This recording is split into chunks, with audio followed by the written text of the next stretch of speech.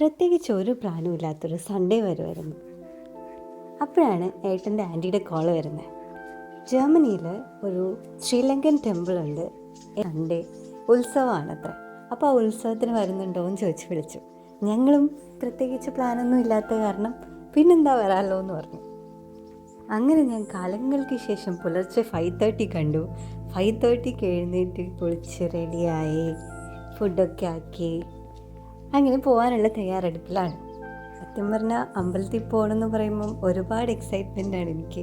ഒന്ന് പ്രാർത്ഥിക്കാമല്ലോ എന്നുള്ളത്, പിന്നെ ഒന്ന് സാരിയൊക്കെ കെട്ടി പോകാമല്ലോ എന്നുള്ളത്. കാരണം കാലങ്ങളായിട്ട് ഞാൻ ലാസ്റ്റ് എനിക്ക് തോന്നുന്നു മിട്ടുവിൻ്റെ കല്യാണത്തിലാണ് സാരി കെട്ടിയത്. ലാസ്റ്റ് നാട്ടിൽ വന്നപ്പം അതേ സാരി തന്നെയാണ് ഞാൻ അമ്പലത്തിലേക്ക് കൊടുക്കുന്നത്.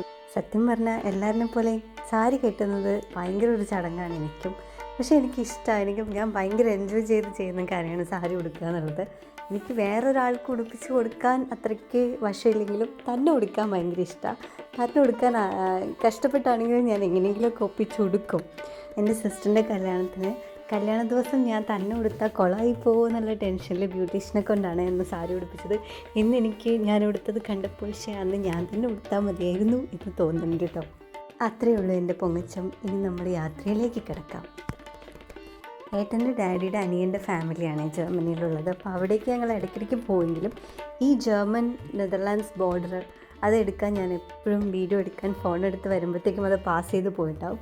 അപ്പോൾ ഈ പ്രാവശ്യം ഞാൻ അത് എത്തുന്നതിന് മുമ്പേ ഫോണൊക്കെ എടുത്ത് റെഡിയാക്കി പിടിച്ച് വെയിറ്റ് ചെയ്ത് നിന്ന് ആ വീഡിയോ എടുത്തു. അങ്ങനെ ഞങ്ങൾ വീട്ടിൽ പോയി അവിടുത്തെ പെട്ടെന്ന് നിന്നിയമ്മേനെ പിക്കപ്പ് ചെയ്തിട്ട് പെട്ടെന്ന് അമ്പലത്തിലേക്ക് പോകാം. ബിക്കോസ് ഞങ്ങൾ പറഞ്ഞ സമയത്തിനെക്കാട്ടി കുറച്ച് ലേറ്റായി എത്തിയപ്പോൾ. അതെന്നെ ഒരിക്കൽ കണ്ടപ്പോഴേ എനിക്ക് തോന്നിയിരുന്നു കുറച്ച് ലേറ്റാവുമെന്ന്. അതുപോലെ തന്നെ സംഭവിച്ചു. ഹൈവേ എടുക്കാതെ ഏതൊക്കെയോ കാട്ടുവഴി കൂടെയാണ് ഞങ്ങൾക്ക് റൂട്ട് കിട്ടിയത്. അപ്പോൾ ഞങ്ങൾ എങ്ങനെയൊക്കെയോ എത്തിപ്പെട്ടു അമ്പലത്തിൻ്റെ അടുത്ത്. കണ്ടു ഈ പോകുന്നത് കണ്ടിട്ടുണ്ടെങ്കിൽ നമുക്ക് തോന്നും ഇത് ജർമ്മനിയാണെന്ന്. എല്ലാവരും സാരിയൊക്കെ കൊടുത്ത് ട്രഡീഷണൽ ഇന്ത്യൻ കോസ്റ്റ്യൂം അല്ലെങ്കിൽ ശ്രീലങ്കൻ കോസ്റ്റ്യൂമിലാണ് വന്നിരിക്കുന്നത്. ഏട്ടനെ ഞാൻ കഷ്ടപ്പെട്ട് നിർബന്ധിച്ചാണ് മുണ്ടും ഷർട്ടും ഇടിപ്പിച്ച് കൊണ്ടുപോയത്. അവിടെ എപ്പോഴും ഞങ്ങൾ ഡെൻഹെൽറ്ററിലുള്ള ടെമ്പിളിൽ പോകുമ്പം ഇതുപോലെ മുണ്ടൊക്കെ എടുത്ത് പോകുമ്പോൾ അവിടെ എല്ലാവരും ജാക്കറ്റൊക്കെ ഇട്ട് ഫുൾ ജീൻസും ടീഷർട്ടൊക്കെ ഇട്ട് ജാക്കറ്റൊക്കെ ഇട്ടിട്ടാണ് വന്നിട്ടുണ്ടാവുക. ഞങ്ങൾ മാത്രം ട്രഡീഷണൽ ലുക്കിൽ പോയിട്ടുണ്ടാവും. ഈ പ്രാവശ്യമായിട്ടും ഞാനില്ല മുണ്ടൊക്കെ ഉടുത്ത് തരാമെന്നൊക്കെ പറഞ്ഞിട്ടുണ്ടായിരുന്നു. പിന്നെ ഞാൻ നിർബന്ധിച്ച് മുണ്ടൊക്കെ ഉടുപ്പിച്ച് കൊണ്ടുപോയി. പക്ഷേ അവിടെ പോയി നോക്കിയപ്പോൾ എല്ലാവരും ഒരുമാതിരി എല്ലാവരും ഇതേപോലത്തെ നമ്മുടെ നാട്ടിലെ പോലെ ഡ്രസ്സ് ചെയ്തിട്ടാണ് വന്നിട്ടുണ്ടായിരുന്നത്. തിരക്ക് കാരണം അവിടെ അടുത്തുള്ള പാർക്കിംഗ് എല്ലാം ഫുള്ളായിട്ടുണ്ടായിരുന്നു. അപ്പോൾ ഞങ്ങൾ കുറച്ച് ദൂരെ റോഡ് സൈഡിൽ പാർക്കിംഗ് പോലെ ഉണ്ടായിരുന്നു. അവിടെ നിർത്തിയിട്ട് പിന്നെ അമ്പലത്തിലേക്ക് നടക്കുക ചെയ്തത്. കുറച്ചധികം നടക്കാനുണ്ടായിരുന്നു. ഇങ്ങനെ നടന്ന് പോയി ഞങ്ങൾ ഏതാണ്ട് അമ്പലത്തിൻ്റെ ഇതൊക്കെ ഉണ്ടാവില്ലേ, സ്റ്റോളൊക്കെ ഇട്ടിട്ടുള്ള ആ സ്ഥലത്തെത്തി. ഇവിടെ നിന്ന് കുറച്ചുകൂടെ നടക്കണം അമ്പലത്തിലേക്ക്. അങ്ങനെ ഞങ്ങൾ അങ്ങോട്ട് പോയിക്കൊണ്ടിരിക്കുകയാണ്. സത്യം പറഞ്ഞാൽ ഞാനും ഈ തമിഴ് ടെമ്പിൾ എന്ന് പറയുന്നുണ്ടെങ്കിലും ഇതൊന്നും ഞാൻ നേരിട്ട് കണ്ടിട്ടില്ല കേട്ടോ. മൂവീസിൽ കണ്ടിട്ട് മാത്രമേ ഉള്ളൂ. പിന്നെ ഇവിടെ നെതർലാൻഡ്സിലുള്ള ഈ ശ്രീലങ്കൻ ടെമ്പിളിൽ പോയിട്ടുണ്ട്. അതുമാത്രമാണ് ആകെ കൂടി ഒരു നമ്മുടെ നാട്ടിൽ കേരളയിലുള്ളതല്ലാത്തൊരു ടെമ്പിൾ കണ്ടിട്ടുള്ളത്. അപ്പം അതുപോലത്തെ ഒരു ടെമ്പിളിലും ഉത്സവത്തിന് ഞാൻ ആദ്യമായിട്ടാണ് പോകുന്നത്. അപ്പം എന്തൊക്കെ പുതിയ കാഴ്ചകൾ നമ്മുടെ കേരളത്തിൻ്റെ ഉത്സവത്തിന് ഡിഫറെൻ്റായിട്ട് എന്തൊക്കെ ഉണ്ടാവും എന്ന് കാണാനുള്ളൊരു കൗതുകം കൂടി എനിക്കുണ്ടായിരുന്നു. കാരണം അത് ഞാൻ വരുമ്പോൾ ഞാൻ ആദ്യമായിട്ടൊരു കാഴ്ച കണ്ട് ഭയങ്കരമായിട്ട് ഷോക്കായി. ആ കാഴ്ച വരുമ്പോൾ ഞാൻ പറയാം എന്താണെന്ന്. അപ്പോൾ ഞങ്ങളിതാ ദേവിയുടെ ഇതിനു വേണ്ടി വെയിറ്റ് ചെയ്തുകൊണ്ടിരിക്കുക. എഴുന്നള്ളത്തെന്നല്ലേ പറയാം. ഈ റോഡിലേക്ക് കാറൊന്നും കടത്തി വിടാതെ റോഡ് ബ്ലോക്ക് ചെയ്ത് പോലീസ് ഒക്കെ നിൽക്കുന്നുണ്ടായിരുന്നു. നിറയെ പോലീസ് ഉണ്ടായിരുന്നു. റോഡ് ഫുൾ ബ്ലോക്ക് ചെയ്ത് വെച്ചിട്ടുണ്ടായിരുന്നു. ഇപ്പം നോക്കിക്കോ, ഇപ്പോൾ ഈ വരവ് പോകുമ്പം അതിൻ്റെ സെൻറ്ററിൽ പോകുന്ന ആൾക്കാരില്ല, മെയിനായിട്ട് ഇതൊക്കെ എടുത്തിട്ട് പോകുന്ന ആൾക്കാർ, അവരെ നോക്കിക്കോ. അവരുടെ മുതുകിൽ ഇത് കുത്തിയിട്ട് ഇങ്ങനെ കൊളുത്തി ഒക്കെ വെച്ചിട്ടുണ്ട് സ്കിന്നിൽ. ഞാനിത് മറ്റേ ഒരു മൂവിയില്ലേ ശോഭന ജയറാമിനെ നാക്കിൽ ശൂലം തറച്ചിട്ട് കൊണ്ടുപോയി ഹരോ പറഞ്ഞ് കൊണ്ടുപോകുന്ന ആ മൂവിയിൽ കണ്ടപ്പോൾ കോമഡി ആയിട്ട് കണ്ട് ചിരിച്ചൊക്കെ വിട്ടിട്ടുള്ളതാണ്. പക്ഷേ ഇത് റിയലായിട്ട് എനിക്ക് കണ്ടിട്ട് ഭയങ്കര ഷോക്കായി. കാരണം ഇവർക്ക് വേദനിക്കില്ലേ, ഇത് കേരളത്തിലുണ്ടെന്നൊക്കെ ഞാനിവിടെ വീട്ടിൽ വന്നിട്ട് അച്ഛനും അമ്മേനെയൊക്കെ ഫോൺ ചെയ്ത് പറഞ്ഞപ്പോൾ അവർ പറഞ്ഞു ഇവിടെ നമ്മുടെ നാട്ടിലും ഉണ്ട്, പക്ഷേ എല്ലാ സ്ഥലത്തും ഒന്നും ഇല്ലയെന്ന്. പക്ഷെ ഞാൻ ആദ്യമായിട്ടാണ് ഇങ്ങനെ കാണുന്നത് നേരിട്ട്. ഇത് മുതുകിൽ തറച്ചിട്ടുണ്ട്. പിന്നെ കുറേ ലേഡീസിനെ കാണാം, അത് ശരിക്കും വീഡിയോയിൽ കിട്ടുന്നുണ്ടോയെന്നറിയില്ല. നാക്കിൽ ശൂലം തറച്ചിട്ട് ഒരു റിവേഴ്സിൽ നടന്ന് പോകുന്നുണ്ട്. അപ്പം ഇതൊക്കെ എനിക്ക് പുതിയ പുതിയ കാഴ്ചകളാണ്. ഞാൻ ആദ്യമായിട്ട് ഇങ്ങനെയൊക്കെ കാണുന്നത്. മൂവീസിൽ കണ്ടിട്ടുണ്ട്, ഇങ്ങനെയൊക്കെ ഉണ്ടെന്നൊക്കെ അറിയാം, പക്ഷേ റിയലായിട്ട് കാണുമ്പോൾ ഒരു ഷോക്ക് ഉണ്ടാവില്ലേ അത്. അതുപോലെ തന്നെ ജർമ്മനിയിലുള്ള മാത്രം ആൾക്കാരല്ല തോന്നുന്നു, എനിക്ക് തോന്നുന്നു അടുത്തുള്ള കൺട്രീസിൽ നിന്നൊക്കെ നിറയെ ആൾക്കാർ വന്നിട്ടുണ്ട്. അത്രയ്ക്ക് തിരക്കുണ്ടായിരുന്നു. ഇപ്പോൾ നമ്മൾ ഈ വരവ് പോകുന്നവിടെ കാണുന്നതല്ലാതെ ടെമ്പിളിൻ്റെ അകത്തേക്ക് കയറിയിട്ടുണ്ടെങ്കിലും അതേപോലെ തന്നെ ആ സ്റ്റോളൊക്കെ ഇട്ട് ഏരിയയിലേക്ക് പോയിട്ടുണ്ടെങ്കിലൊക്കെ ഭയങ്കര തിരക്കായിരുന്നു. ഞങ്ങൾ അമ്പലത്തിനകത്ത് കയറി തൊഴാൻ കയറാൻ വേണ്ടിയിട്ട് തിരക്ക് നമ്മൾ നാട്ടിൽ ഗുരുവായൂരൊക്കെ പോകുന്ന പോലെ തന്നെ തിക്കും തിരക്കും ക്യൂ ഒക്കെ നിന്നിട്ട് തന്നെയാണ് കയറിയത്. നമ്മൾ ഇവിടെയാന്ന് പറഞ്ഞിട്ട് തിരക്കുണ്ടാവില്ല അങ്ങനെയൊന്നും ഇല്ലായിരുന്നു, നല്ല തിരക്കായിരുന്നു. ബൈ ദ വേ, ഞാൻ ഈ വരവ് എന്ന് പറയുന്നത് എഴുന്നള്ളത്തിനെയാണ് കേട്ടോ. ഇങ്ങനെ പോകുന്ന ഈ ഘോഷയാത്രയാണ്, എന്താ പറയുകയെന്ന് എനിക്കറിയില്ല. ഞങ്ങളുടെ അവിടേക്ക് വരവ് എന്നാണ് പറയുക. തേർ തിരുവിഴ അങ്ങനെയാണ് അവരതിന് പറയുന്നത്. അപ്പോൾ ഈ വരുന്ന വലിയ ഇത് കണ്ടില്ലേ, അതാണ് തേര്. അതിലാണ് ദേവീനെ എഴുന്നള്ളിച്ച് കൊണ്ടുവരുന്നത്. കാമാക്ഷി അമ്മൻ ടെമ്പിൾ എന്നാണ് കേട്ടോ ഈ ടെമ്പിളിൻ്റെ പേര്. 2 തേരുണ്ടായിരുന്നു. ഫ്രണ്ടിൽ പോയത് കുറച്ച് ചെറിയ തേരായിരുന്നു, അതിൽ വിനായകനാണ് ഉണ്ടായിരുന്നത്. അപ്പം ബാക്കിൽ വരുന്ന ഈ വലിയ തേരിലാണ് ദേവീനെ എഴുന്നള്ളിക്കുന്നത്. മലയാളികളുടെ ഒന്നും ഞാൻ കൂടുതൽ അവിടെ കണ്ടില്ല കേട്ടോ, കാണാത്തതായിരിക്കാം, ചിലപ്പോൾ ഉണ്ടായിരുന്നിരിക്കാം. പക്ഷേ കൂടുതലും ഈ തമിഴ് ആൾക്കാർ തന്നെയുണ്ട്, തമിഴ് ശ്രീലങ്കൻ പീപ്പിളൊക്കെ തന്നെ ഉണ്ടായിരുന്നത്. എവിടേക്ക് തിരിഞ്ഞാലും തമിഴ് മാത്രമേ കേട്ടുകൊണ്ടിരുന്നത്. കോഴ്സ് അത് തമിഴ് ശ്രീലങ്കൻ ടെമ്പിളാണല്ലോ. എനിക്ക് ഭയങ്കര അത്ഭുതമായിട്ട് തോന്നിയിട്ടുള്ള ഒരു കാര്യം എന്താണെന്ന് വെച്ചിട്ടുണ്ടെങ്കിൽ, കൂടുതലും നമ്മൾ പുറത്തൊക്കെ ഇവിടെയൊക്കെ താമസിക്കുന്ന ആൾക്കാർ ഇവിടെ വന്നു കഴിഞ്ഞാൽ, എസ്പെഷ്യലി കുട്ടികൾ, ഈ ടീനേജേഴ്സൊക്കെ ആ ഒരു നാടിൻ്റെ ഒരു ഇൻഫ്ലുവൻസ് അവരുടെ സ്റ്റൈലിലൊക്കെ ഉണ്ടാവും. ചിലപ്പം ഹെയറൊക്കെ കളർ ചെയ്തിട്ടുണ്ടാവും, സ്റ്റൈലായിട്ട് വേറെ എന്തെങ്കിലുമൊക്കെ മാറ്റങ്ങൾ അവർക്കുണ്ടാവും. പക്ഷേ ഇവിടെ ഒരുപാട് കുട്ടികളെ കണ്ട് നമ്മുടെ നാട്ടിൽ പോലും അത്രയ്ക്ക് ട്രഡീഷണൽ ആയിട്ട് ഇപ്പോഴും നടക്കുന്ന കുട്ടികളുണ്ടോ എന്ന് ഡൗട്ട് തോന്നിക്കുക. അത്രയും ലോങ് ഹെയറൊക്കെ വെച്ചിട്ട്, ബ്ലാക്ക് ലോങ് ഹെയറൊക്കെയുള്ള കുട്ടികൾ ഒത്തിരി ഞാൻ കണ്ടു. അത് നമ്മൾ പണ്ടൊക്കെ നാട്ടിൻപുറത്ത് കാണുന്ന പോലത്തെ ലുക്കുള്ള കുട്ടികളുണ്ടാവില്ലേ, അതുപോലെ ഒരുപാട് കുട്ടികളുണ്ടായിരുന്നു. അല്ലാത്തവരും ഉണ്ട്. പക്ഷെ പറയാം ഞാൻ, ഇത് പുറത്താണ് അവർ ജീവിക്കുന്നതെന്നോ അങ്ങനത്തെ ഒരു ഇതും എന്താ പറയുക, പുറത്ത് താമസിക്കുന്നതിൻ്റെ ഒരു കാര്യവും ഇൻഫ്ലുവൻസ് ആവാതെ നിൽക്കുന്ന ഒരുപാട് കുട്ടികളെ ഞാൻ കണ്ടു. അതെനിക്ക് ഭയങ്കര അത്ഭുതം തോന്നി. ബിക്കോസ് നമ്മൾ ഒരു സ്ഥലത്ത് ജീവിക്കുമ്പോൾ എന്തെങ്കിലുമൊക്കെ നമുക്ക് അവിടെയായിട്ട് അഡാപ്റ്റ് ആവാൻ വേണ്ടിയിട്ടോ, അല്ലെങ്കിൽ അവിടെ ജീവിക്കുമ്പോൾ അറിയാതെ അവിടുത്തെ ആൾക്കാരുടെ ശീലങ്ങളും രീതികളും ഒക്കെ നമ്മൾ കോപ്പി ചെയ്യാൻ നോക്കുമല്ലോ. അതൊന്നും ഇല്ലാത്ത കുറേ കുട്ടികളെ കണ്ടു. ഇതിനിടയിൽ ഞങ്ങൾ അകത്ത് കയറി തൊഴുതിട്ട് വന്നു. നല്ല തിക്കും തിരക്കുമായിരുന്നു. ഞാൻ നേരത്തെ പറഞ്ഞ പോലെ തന്നെ അങ്ങോട്ടേക്ക് ഒരു ക്യൂ, ഇങ്ങോട്ടേക്ക് ഒരു ക്യൂ, അവിടുന്ന് ഇവിടുന്നുള്ള ആൾക്കാർ ഇടിപിടി കൂട്ടി എങ്ങനെയൊക്കെയോ ശ്വാസം മുട്ടി അകത്ത് കയറി എന്ന് പറയാം. പക്ഷേ കുഴപ്പമില്ലായിരുന്നു. കയറി അകത്ത് കുറച്ച് വിശാലമായിട്ട് തന്നെ ഉണ്ടായിരുന്നു. നമ്മുടെ നാട്ടിലൊക്കെ ഉള്ള പോലെ തന്നെ അകത്തും കുറേ വലം വയ്ക്കാനും ഒക്കെ ഉണ്ടായിരുന്നു.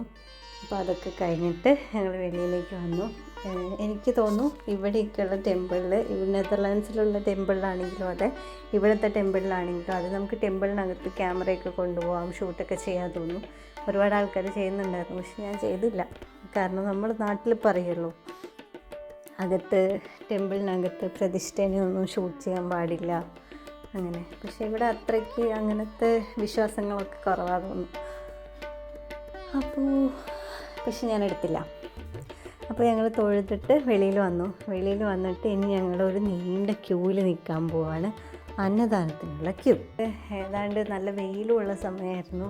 ഞങ്ങൾ കുറേ സമയം നിന്ന് ഇടയിലൊക്കെ ആൾക്കാർ കയറുന്നുണ്ടായിരുന്നു. അതൊക്കെ നമ്മുടെ നാട്ടിലുള്ളതൊക്കെ പോലെ തന്നെ, നാട്ടിലങ്ങനെ ഉണ്ടോയെന്നറിയില്ല, പക്ഷേ ഇങ്ങനെ സിനിമയിലൊക്കെ കാണില്ലേ, ഇടയിൽ ക്യൂവിൽ റിലേറ്റീവ്സാണ്, ഫാമിലിയാണ് എന്നൊക്കെ പറഞ്ഞിട്ട് ഇടയിൽ കുറേ ആൾക്കാർ വന്ന് കയറും. പിന്നെ ആ ക്യൂ അങ്ങനെ പിന്നെയും നീണ്ടു പോകും. നമ്മൾ ഫ്രണ്ടിലേക്ക് പോകാണ്ട് ബാക്കിലേക്ക് പോകുന്ന പോലെ ഉണ്ടാവും. ബട്ട് അത്യാവശ്യം ക്ഷമയോടെ ഞങ്ങൾ വെയിറ്റ് ചെയ്ത് നിന്ന് ഫുഡൊക്കെ വാങ്ങി കഴിച്ചു. കൈ കഴുകി തിരിഞ്ഞ് നോക്കിയിട്ടുണ്ടെങ്കിൽ ഏട്ടനവിടെ അമ്പല കമ്മിറ്റിക്കാരനെ ഹെൽപ്പ് ചെയ്ത് അവരുടെ കൂടെ എന്തോ ഒരു സംഭവം പൊക്കിയെടുത്തുകൊണ്ട് പോകുന്നുണ്ട്. അതൊക്കെ കഴിഞ്ഞപ്പോഴത്തേക്കും ചെറുതായിട്ട് മഴ പെയ്യാൻ തുടങ്ങി. അപ്പോൾ ഞങ്ങൾ ഈ സ്റ്റോളൊക്കെ ഒന്ന് നോക്കി എന്തെങ്കിലും വാങ്ങിക്കാൻ പറ്റുന്ന സാധനങ്ങളൊക്കെ ഉണ്ടോ നോക്കാമെന്ന് വിചാരിച്ച് ഇറങ്ങിയാൽ അവിടെയും ഭയങ്കര തിരക്ക്. പിന്നെ ഇവിടെ നിന്ന് പഠിച്ചൊരു പാഠം എന്താണെന്ന് വെച്ചിട്ടുണ്ടെങ്കിൽ, ഇങ്ങനത്തെ സ്ഥലത്തൊക്കെ നമ്മൾ പോകുമ്പോൾ കയ്യിൽ ക്യാഷ് കൊണ്ടുപോകണം. ബിക്കോസ് മിക്കപ്പോഴും ഇങ്ങനെ സ്റ്റോൾ എടുക്കുന്ന ആൾക്കാർ ടാക്സ് ഇല്ലാതെ ആണ് ചെയ്യുന്നുണ്ടാവുക. അപ്പം അതുകൊണ്ട് തന്നെ ഒരു ക്യാഷായിട്ടേ എടുക്കുള്ളൂ. കാർഡൊന്നും കൊണ്ടുപോയാൽ നമുക്കൊന്നും വാങ്ങിക്കാൻ പറ്റില്ല. അപ്പോൾ ഞങ്ങളങ്ങനെ നിമ്മിയമ്മ ഞങ്ങൾക്ക് പരിപ്പോടെ വാങ്ങി തന്നു. അതും കഴിച്ച് അങ്ങനെ പോയി. പരിപ്പോടെ കൊള്ളായിരുന്നു. ഡ്രസ്സും സാരി അതുപോലത്തെ സംഭവങ്ങളൊക്കെ ഒരുപാടുണ്ടായിരുന്നു. നമുക്കിവിടെ അല്ലാത്ത ഷോപ്സിലൊന്നും കിട്ടില്ലല്ലോ. പക്ഷേ നമ്മുടെ നാട്ടിൽ വെച്ച് നോക്കുമ്പം അത്ര ക്വാളിറ്റി ഒന്നും ഇല്ലാത്ത സാധനങ്ങളായിരുന്നു എല്ലാം. അപ്പോൾ അതുകൊണ്ട് നമ്മൾ അതൊന്നും നോക്കിയില്ല. ജസ്റ്റ് ഇങ്ങനെ പോയി നോക്കിയപ്പോൾ തന്നെ നമുക്ക് കണ്ടാൽ തന്നെ അറിയാൻ പറ്റും. അത് മാത്രമല്ല അത്യാവശ്യം എക്സ്പെൻസീവുമാണ്. കാരണം ഞാനവിടെ ചോദിച്ചപ്പോൾ അവർ പറഞ്ഞത് 2 സാരി 50 euro എന്നാണ്. നമുക്ക് നാട്ടിൽ 1500 2000 നല്ല ക്വാളിറ്റിയുള്ള അത്യാവശ്യം നല്ല ക്വാളിറ്റിയുള്ള സാരി കിട്ടുമല്ലോ. ഇതെല്ലാം നമ്മുടെ നാട്ടിൽ 500 എനിക്ക് തോന്നുന്നു. എന്താ പറയുക, ഹോൾസെയിലായിട്ട് വാങ്ങിയിട്ടുണ്ടെങ്കിൽ അതിനേക്കാൾ ചീപ്പായിട്ട് കിട്ടുന്ന ടൈപ്പ് സാരിയൊക്കെയാണ് ഉണ്ടായിരുന്നത്. പക്ഷേ ഇവിടെ ഡിമാൻഡുണ്ട്. സാരി കിട്ടാത്ത നാടായതുകൊണ്ട് ആൾക്കാർക്ക് ആവശ്യമുണ്ടാവും. ഞാൻ നാട്ടിൽ നിന്ന് വരുമ്പോൾ എടുത്തിട്ട് വരുന്നതുകൊണ്ട് എനിക്ക് ആവശ്യമില്ല. പക്ഷേ ഇല്ല എന്ന് വെച്ചിട്ടുണ്ടെങ്കിൽ നമുക്ക് കാണുമ്പോൾ കുറേ സാരി ഇങ്ങനെ ഇല്ലാത്ത സ്ഥലത്ത് കാണുമ്പോൾ നമുക്ക് വാങ്ങിക്കാൻ തോന്നും. ഞങ്ങൾ പോകാൻ നേരത്ത് കാറ് പാർക്ക് ചെയ്യുമ്പോൾ വിചാരിച്ചു, അയ്യോ നമ്മൾ ഒത്തിരി ദൂരെ കാറ് പാർക്ക് ചെയ്ത് കുറേ നടക്കണമായിരുന്നു. തിരിച്ച് ഞങ്ങൾ വണ്ടിയെടുത്ത് വീട്ടിലേക്ക് പോയിക്കൊണ്ടിരിക്കുമ്പോൾ ആ റോഡിൻ്റെ അങ്ങറ്റം വരെ ആൾക്കാർ നടന്നുകൊണ്ടേ ഇരിക്കുക. നോക്കി അവർ നടന്ന് വീട്ടിലേക്കല്ല പോകുന്നത്. അവർ അതും കഴിഞ്ഞ് അടുത്ത നാട്ടിലൊക്കെയാണ് കാറ് പാർക്ക് ചെയ്ത് വെച്ചിരിക്കുന്നത്. അവിടേക്ക് നടന്ന് പോയിക്കൊണ്ടിരിക്കുക. അങ്ങനെ ഞങ്ങൾ തിരിച്ച് നിമ്മേമ്മേനെ വീട്ടിൽ കൊണ്ടാക്കി. പിന്നെ അവിടെ ഇരുന്ന് കുറേ ഞാൻ ഉറക്കം തൂങ്ങി. അവിടെ ഇരുന്ന് കുറേ നേരം കഥ പറഞ്ഞിരുന്നു. പിന്നെ തിരിച്ച് പെട്ടെന്ന് തന്നെ ഇറങ്ങി. കാരണം ഞങ്ങൾക്ക് പിന്നെ ലേറ്റായിട്ടുണ്ടെങ്കിൽ ഒത്തിരി ലേറ്റായി പോകും തിരിച്ച് ഇവിടെ നെതർലാൻഡ്സിലെത്തുമ്പോൾ. പിന്നെ ഞങ്ങൾ നൈറ്റ് ഫുഡ് കഴിക്കുന്നവരെ ഒന്നും നിന്നില്ല. അപ്പോൾ നിമ്മയമ്മ എല്ലാ ഫുഡ് ഉണ്ടാക്കി വെച്ചതൊക്കെ പാക്ക് ചെയ്ത് ഞങ്ങൾക്ക് തന്നു വിട്ടതുകൊണ്ട് എനിക്ക് ഇവിടെ വന്നപ്പോഴും ഒന്നും ഉണ്ടാക്കേണ്ട പണിയുണ്ടായിരുന്നില്ല. അപ്പോൾ അങ്ങനെ ഞങ്ങൾ തിരിച്ചു. ഒരു 8 മണിയൊക്കെ ആയപ്പോൾ ഞങ്ങളിവിടെ എത്തി. പിന്നെ പിറ്റേന്ന് ഏട്ടന് ജോലി ഉണ്ടായിരുന്നു. അപ്പോൾ പിന്നെ ലേറ്റ് ആവാണ്ട് അങ്ങനെ ഞങ്ങളിവിടെ എത്തി. നല്ല മഴയായിരുന്നു. തിരിച്ച് വരുമ്പോൾ റോഡ് കണ്ണിൽ കാണുന്നുണ്ടായിരുന്നില്ല, അത്രയ്ക്ക് മഴയും ഫുൾ പുകയൊക്കെ ആയിട്ട് റോഡ് എവിടെ വണ്ടി എവിടെയെന്ന് മനസ്സിലാവാത്ത അത്രയ്ക്ക് ഇതായിരുന്നു റോഡിൽ. അത് പിന്നെ ഞാനപ്പോൾ പറയുക, നിങ്ങൾ ലാസ്റ്റ് ടൈം ഡെൻഹെൽഡറിൽ ടെമ്പിളിൽ പോകുമ്പോൾ ഇതേപോലെ ഭയങ്കര മഴയായിരുന്നു. അത് പോകുമ്പോൾ തിരിച്ച് വരുമ്പം ഇതേപോലെയായിരുന്നു. ഈ ലെഫ്റ്റ് സൈഡിൽ കാണുന്നതാണ് കേട്ടോ ചെക്ക് പോസ്റ്റ്. ഞാൻ എപ്പോഴും അവിടെ നിന്ന് വീഡിയോ എടുക്കണമെന്ന് വിചാരിക്കും, പിന്നെ മറക്കും. ഇപ്പോൾ നമ്മൾ നെതർലാൻഡ്സിലേക്ക് കിടക്കുക. നമ്മൾ നെതർലാൻഡ്സിലെത്തിയിരിക്കുന്നു. ഇനി അങ്ങോട്ട് നെതർലാൻഡ്സാണ്. ഇനി നേരെ നോക്കിക്കഴിഞ്ഞാൽ അങ്ങ് അറ്റം വരെ കാണാൻ പറ്റും. പരന്ന് കിടക്കായിരിക്കും നെതർലാൻഡ്സ്. ഇത്രയും നേരം നമ്മൾ കുറച്ച് ചെറിയ ചെറിയ മലകളൊക്കെ കണ്ടില്ലേ, അതൊന്നും ഇനി ഉണ്ടാവില്ല. ഇനി ഫുള്ളിങ്ങനെ നിരപ്പായിട്ട് എൻഡ്ലെസ് ആയിട്ട് കിടക്കുന്ന പോലെ കാണാൻ പറ്റും. അതാണ് നെതർലാൻഡ്സ് കാണുമ്പോൾ പെട്ടെന്ന് മനസ്സിലാക്കാൻ പറ്റുന്ന ഒരിത്. ഫസ്റ്റ് ടൈം എനിക്കിതൊക്കെ ഒരു കൗതുകമായിരുന്നു. ഇപ്പോൾ എനിക്കത് ശീലമായി. അപ്പോൾ അതിനില്ലാണ്ട് പുലർച്ചെ എഴുന്നേറ്റ് കൊണ്ടും നട്ടുച്ചയ്ക്കുള്ള വെയിൽ മൊത്തം കൊണ്ട് നടന്നത് കൊണ്ടും എനിക്ക് നിമ്മേമ്മേൻ്റെ വീട്ടിലെത്തുന്നവരെ ഭയങ്കര ഉറക്കം തോന്നി. ഞാൻ കാറിൽ മൊത്തം കിടന്നുറങ്ങിയാണ് അവിടെ എത്തിയത്. പിന്നെ അവിടെ നിന്ന് കുറച്ച് ഫ്രഷായി തിരിച്ചു വരുമ്പോൾ ഞാൻ കിടന്നുറങ്ങുമെന്ന് വിചാരിച്ചു കാറിൽ. പിന്നെ തിരിച്ചു വരുമ്പോൾ മഴയൊക്കെ പെയ്തതുകൊണ്ടായിരിക്കാം എനിക്ക് പിന്നെ അത്രയ്ക്ക് ഉറങ്ങാൻ തോന്നിയില്ല.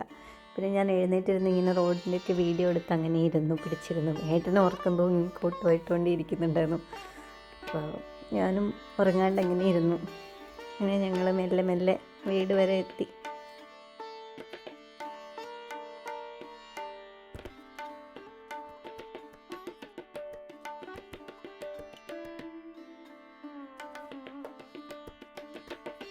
ഈ വീട് എനിക്ക് ഭയങ്കര ഇഷ്ടമാണ്. ഈ വീട് കാണുമ്പോൾ നമ്മുടെ നാട്ടിലൊക്കെ ഉള്ള പഴയ ഒരു വീടൊക്കെ പോലെ നല്ല ഭംഗിയുണ്ടാവും കാണാൻ.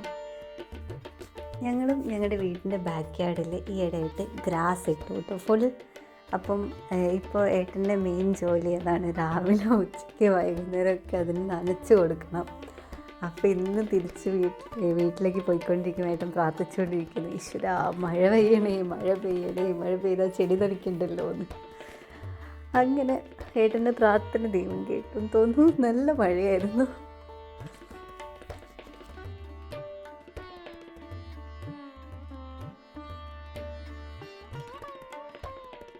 അപ്പോൾ അത്രയേ ഉള്ളൂ ഞങ്ങളുടെ ടെമ്പിൾ റൺ വീഡിയോ. ഇത് കഴിഞ്ഞ് ഇനി വീട്ടിൽ പോകണം, ഫുഡ് കഴിക്കണം, സുഖമായിട്ടൊന്ന് കിടന്നുറങ്ങണം. അപ്പോൾ ടാറ്റാ.